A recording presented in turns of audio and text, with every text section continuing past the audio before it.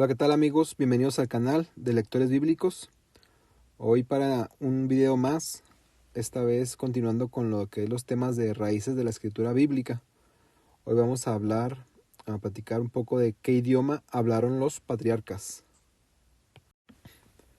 Sé que he sido repetitivo con este tema, pero pues quiero que quede lo más claro posible. Aquí arriba, a manera de un esquema de lo que vamos a ver a continuación, que son los lenguajes y la escritura que usaban los patriarcas. Vamos a recordar primero. Bíblicamente, basándonos en cronología bíblica, la Biblia nos da fechas de que se comenzó a escribir, si creemos que Moisés fue quien inició a escribir la escritura en el año 1200, no después del año 1200, antes del Mesías. Ya hemos revisado que puede ser hasta el 1400 o hasta el 1500 antes del Mesías. Aunque la arqueología dominante dice que la escritura tiene usos, costumbres, geografía y geopolítica que corresponde a no antes del año 900 antes del Mesías. ¿Ok? Entonces hay una distinción, pero la iremos viendo. Ahora, si la escritura, siguiendo la pauta arqueológica, o dice que fue comenzar a redactar hacia el año 900 o después, entonces la escritura que se estuviese usando en ese momento sería el paleohebreo. ¿De acuerdo? Ahorita les doy ejemplos. Si estamos hablando que es el año 1200 o previo, podemos estar pensando que se pudo haber usado o el proto-sinaítico, el más antiguo, que es el de las figuras, o la transición entre este y el fenicio o cananeo. ¿Ok? Ya que tenemos los puntos claros sobre qué piensan la arqueología tradicional y las cuentas que sacamos o que muchos sacan basándose en la Biblia, ahora vamos a ver todo el camino que tiene que recorrer los escritos primarios o originales hasta llegar hasta nuestras manos. Ahora, cuando me refiero a que la Biblia comenzó a escribirse en el año 1200 antes del Mesías o 1500 antes del Mesías, me refiero a que ya Moisés comenzó a escribir a reportar Génesis, ¿sí? Que Génesis pues obviamente está como 3000 años atrás de lo que está escribiendo Moisés, que ahí no me quiero meter en ese problema ahorita, saber cuándo fue la creación, ya después la veremos, a ver si los días de la creación son cronológicos o incluyen más tiempo, pero bueno, el punto es de que la escritura muy probablemente se haya escrito en paleohebreo, o al menos tenemos evidencia escritural, ¿sí? Evidencia material de que hay versos que pertenecen al bíblico escritos en paleohebreo. El paleohebreo es muy parecido al fenicio cananeo que está previo a él. Estamos hablando aquí cerca del siglo X, siglo IX antes del Mesías. El paleohebreo, en la escritura paleohebrea, por muchos años después, hasta llegar al año 300, donde se empieza a conformar el hebreo o la escritura hebrea tal cual la empezamos a reconocer. Entonces se fue copiando hasta el año 300 antes del Mesías aproximadamente. De aquí, en este mismo periodo, en el tercer siglo antes del Mesías, el hebreo se copió al griego. Esto tenemos evidencias secundarias de que el hebreo se copió al griego, formándose la Septuaginta. Es una escritura, una copia del hebreo que fue encargada bajo el reinado de Ptolomeo, uno de los 4 generales de Alejandro Magno. Él encargó a sabios hebreos que hicieran una copia de la escritura santa o la Torá o el Pentateuco del hebreo al griego. Ahora, del griego, pues a falta de manuscritos hebreos en algunas épocas, se volvió a copiar hacia el hebreo. Del griego también se copió al latín, ¿sí? Ya cuando después del Mesías, con el dominio romano, cuando el cristianismo se hace la religión del imperio, pues empiezan a copiar del griego al latín, y esto estamos hablando alrededor a finales del primer siglo después del Mesías. También hubo copias en arameo, que esas provienen desde el hebreo, ¿sí? Y del hebreo se copió al inglés, como este es un hebreo ya muy temprano, o muy reciente, que tiene 1000 años, o sea, el año 1000 después del Mesías, ya un hebreo tal cual lo conocemos ahorita, que es el hebreo con las vocales escritas, que lo acuñaron los masoretas. De aquí, por ejemplo, la King James, que está en inglés, fue tomado de estos manuscritos. Siempre estoy hablando de los primeros 5 libros de la escritura. Ya el Nuevo Testamento, los demás libros, ya los veremos a su tiempo. Ahora, para conformar nuestras versiones, que la más conocida que tenemos pues es la Reina Valera, se tomaron manuscritos masoretas, ¿sí? Recientemente se han agregado aportaciones desde el arameo, también se han agregado aportaciones desde la King James, ¿ok? Y desde la Septuaginta.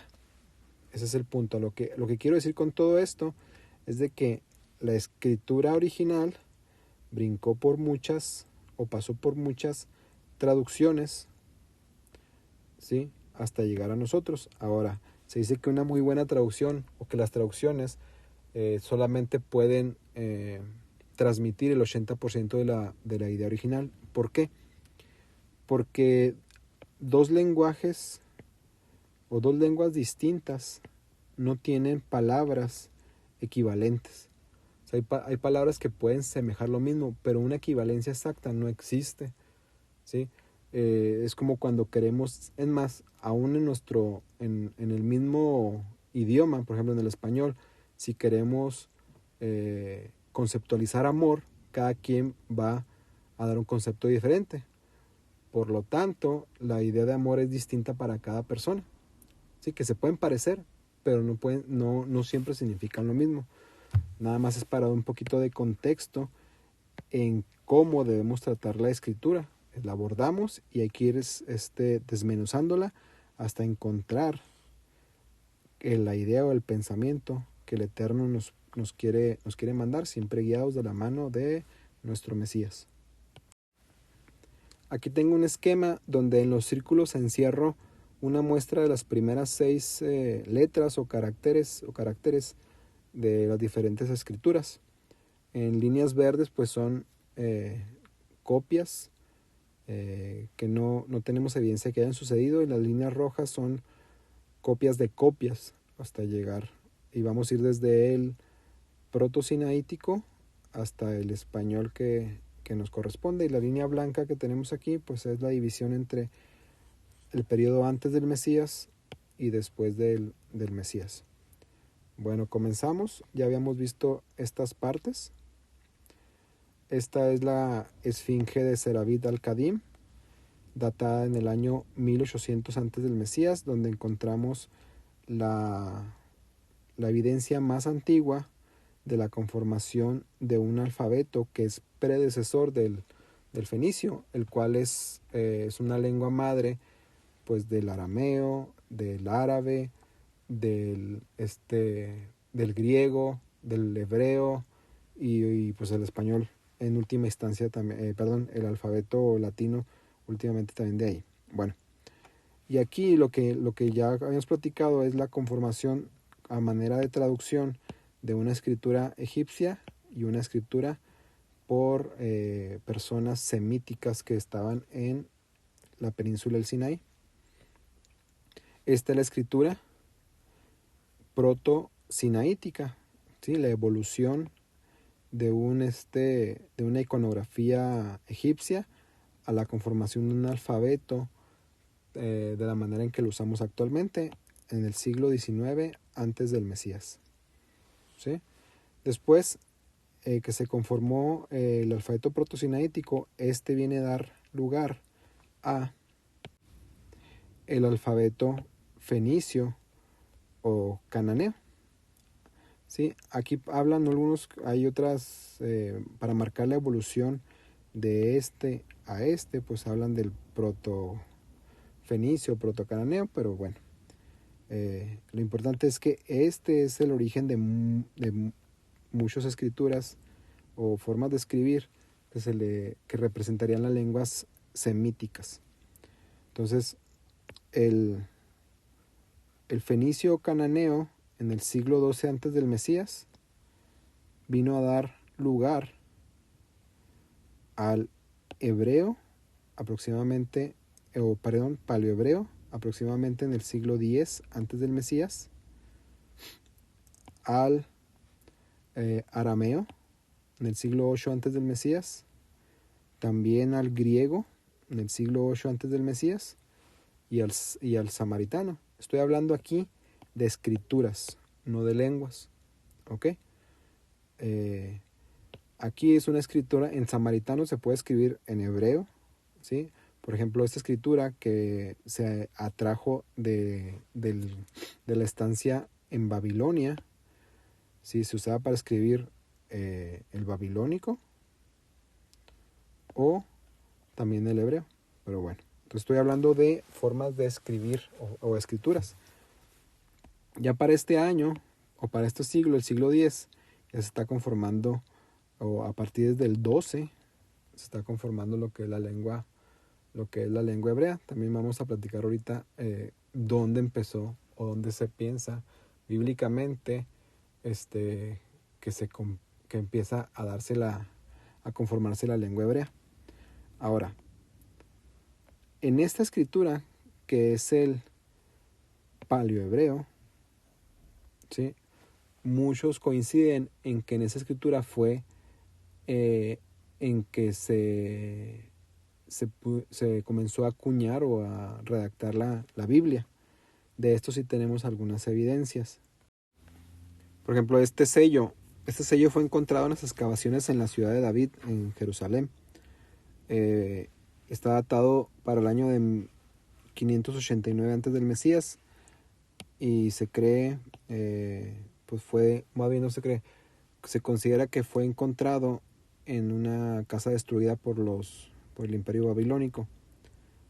Este sello menciona a Jucal, un personaje que está en Jeremías 37. ¿Qué evidencia este sello? Pues certifica de que fuera de la escritura también se menciona a un personaje en arqueología y del tipo de escritura que estaban usando ellos. ¿Cuál es? Pues la paleohebrea para el año de 589 antes del Mesías. ¿Qué otra tenemos? Tenemos el calendario de Géser. Este calendario habla de cuándo organizar las cosechas, pues. Es un calendario agrícola, por así decirlo. Está datado para el siglo X antes del Mesías y también está en paleohebreo. Evidencia de que se está usando esta escritura en esta época. ¿Qué más tenemos? Tenemos la inscripción en el túnel de Siloé, que está datado para el año 700 antes del Mesías. Esto escrito estaba en una de las paredes, en el muro del túnel que estaba construyendo el viaducto, ¿sí? El acueducto, pues. En este túnel en esta inscripción habla de que cómo los constructores del túnel comenzaron el túnel por lados separados y se encontraron a la mitad. Habla de cómo los picos estaban de lado a lado de la pared del medio, excavando hasta encontrarse. Bueno, datado en el año 700 antes del Mesías y también están usando el paleohebreo. Y la que sí es una evidencia es el amuleto de Kefet Ginón. Está datado, es una plaquita o como una lámina de plata con esa escritura. Y le dicen amuleto de Kefet Ginón del año 700 al 600 antes del Mesías, que están usando también la escritura paleohebrea Y aquí es parte de lo que es la bendición arónica que encontramos en Números 6:24. Entonces esta lámina pues viene a representar la escritura bíblica más antigua que se conoce. Entonces tenemos un pequeño trozo donde se reporta un versículo de la escritura del año 700 al 600 antes del Mesías, donde se usa la escritura paleo-hebrea. Bueno, ahora, los babilónicos comenzaron a modelar de la escritura fenicia a esta escritura que es la babilónica, cerca del siglo VIII antes del Mesías. Ahora, esta escritura es la que viene a dar la escritura hebrea que conocemos actualmente, o el hebreo cuadrado. Estas letras es una progresión de la babilónica, pero esto ya es una escritura en hebreo. ¿Por qué? Cuando los judíos fueron llevados al cautiverio babilónico, dejaron el paleohebreo, la escritura paleohebrea, ¿sí? Y adoptaron el arameo. ¿Ok? Entonces por eso pongo esta línea aquí, porque la escritura, las letras son arameas, aunque seguían el lenguaje también hebreo, y también empezaron a escribir arameo. Por eso es que en el libro de Daniel algunas partes están escritas en arameo. Ahora, esta también es otra evidencia. Este es un fragmento de los rollos del Mar Muerto, del Salmo 83, datado en el siglo I, ya después del Mesías. Aquí tenemos las letras arameas, ¿sí? Ya rumbo a la progresión de lo que ya sería el hebreo. Pero ellos, está escrito en el Salmo 83, el nombre del Eterno, el nombre de Dios, que es las 4 letras que le llaman el tetragramatrón, que es Yod, Hei, Bab, Hei, lo siguen escribiendo en escritura paleohebrea. Entonces, este manuscrito está con escritura mixta, usando la escritura ya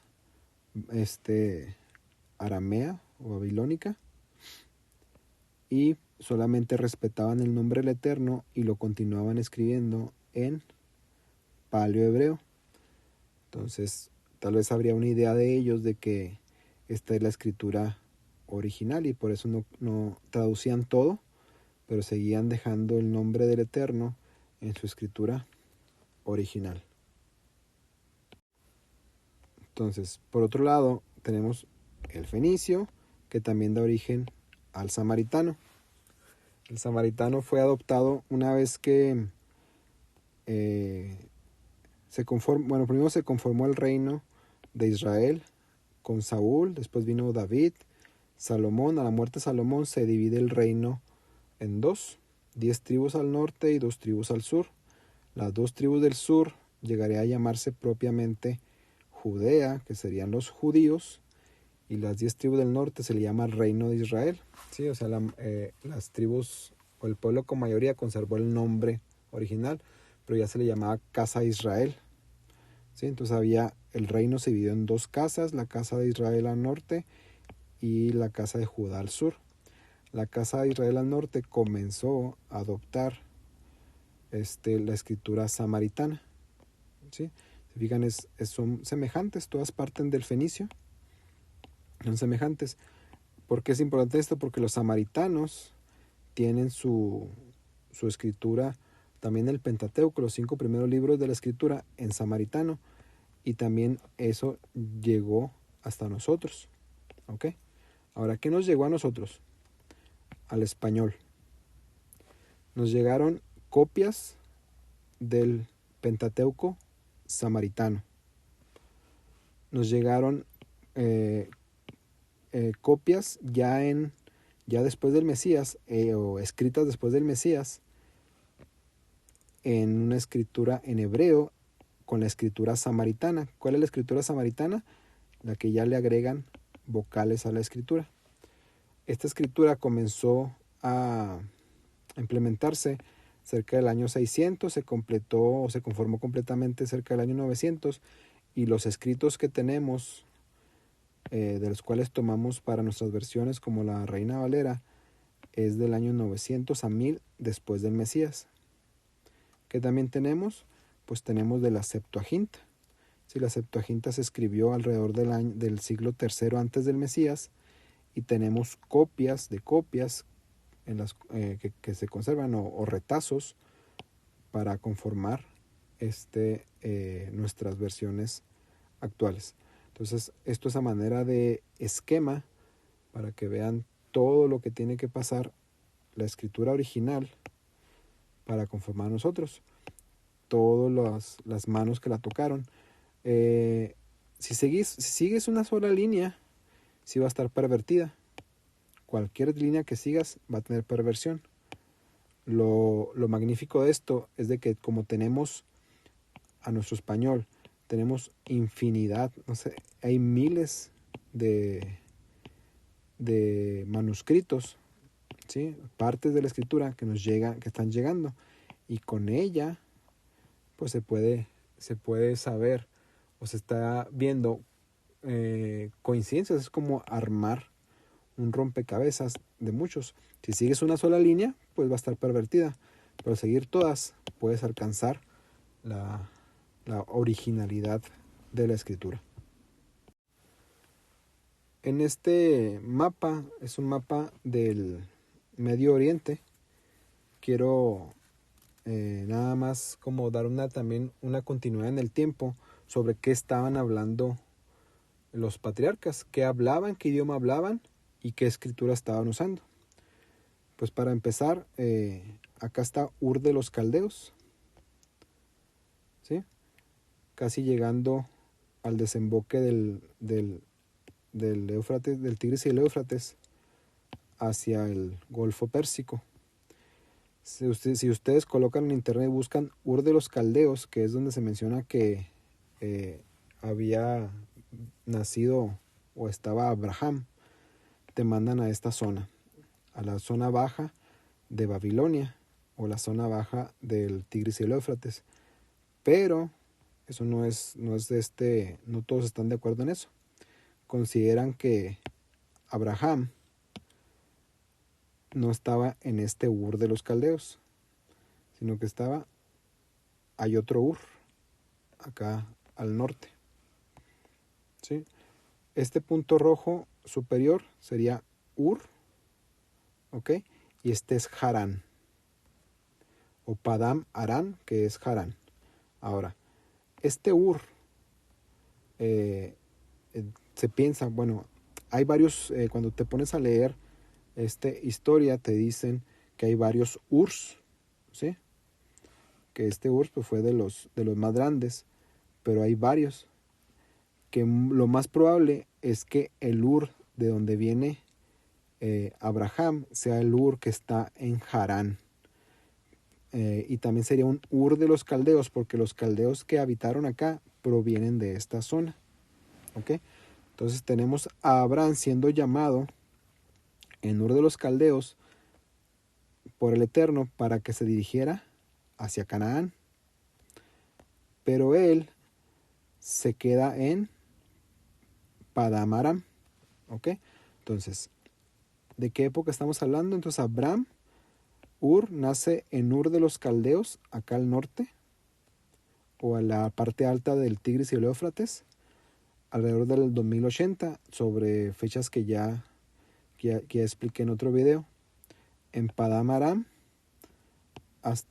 y se va a Padam Aram en el 2005, antes del Mesías, a los 75 años, ¿sí?